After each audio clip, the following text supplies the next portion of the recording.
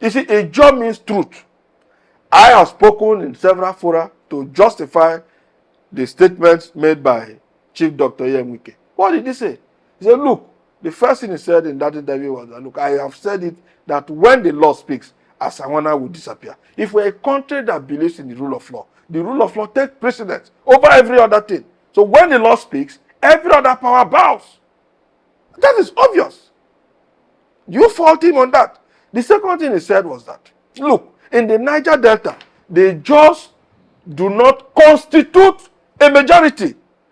I tell you for a free, the Ijaw is one of Nigeria's fourth largest ethnic nationalities. In the Niger-Delta region, the Ijaw is the single biggest and the single largest ethnic group, an ethnic nation in the Niger-Delta. But when you put the rest of the other ethnic groups in the Niger-Delta together on one hand, and you have the Ijaws on the other hand, do the Ijaws constitute a majority? They don't.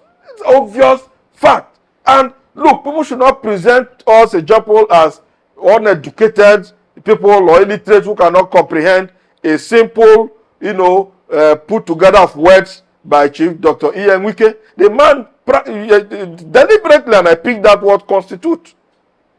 You don't constitute a majority when you put the rest, the BBO, the Queres, the Isoko, the Robos, the Shekiris, and all of that, when you put them together on a scale, we the just do not constitute a majority. But we are the single biggest and largest ethnic nation in the Niger-Delta. Now, the third thing that my leader said, Wike said, he said, with due respect, E.K. Clark, our late father, was not able to produce an Ijaw governor in Delta State. Now, is that a fact? If it's a fact, why quarrel with him?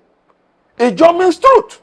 E.K. Clark achieved so much, both for himself and for the Ijaw nation, and indeed the Niger-Delta and Nigeria at large. E.K. Clark will remain an idol.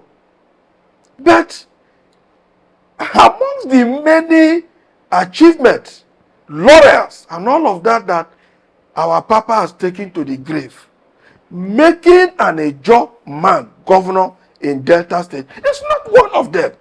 It should be something to be considered the next.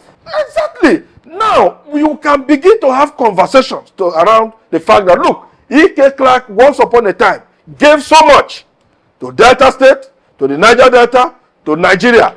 Can we reward him with an Ijaw governor in honor of his memory? That is the kind of conversation that we should be pushing. And if you look at the political dynamics in Delta State, after the current governor now, because it's in Delta, by the senatorial district arrangement, the next governorship is going to a senatorial district occupied by the Shekiris, the Ijaws, and the Sokos. The Shekiris had produced a governor in the person of Dr. Emmanuel Uduaghan. So we can have a conversation around the Ijaws producing the next governor of Delta State. And rightly so, why not? We have the capacity. We have also followed, we have done well in followership, we have supported others. It is time to support us. And I stand here, I sit here as secretary of the PDP in South, right here at my office, to say that it is proper and just for the Ijaws to ask for the governorship of Delta State.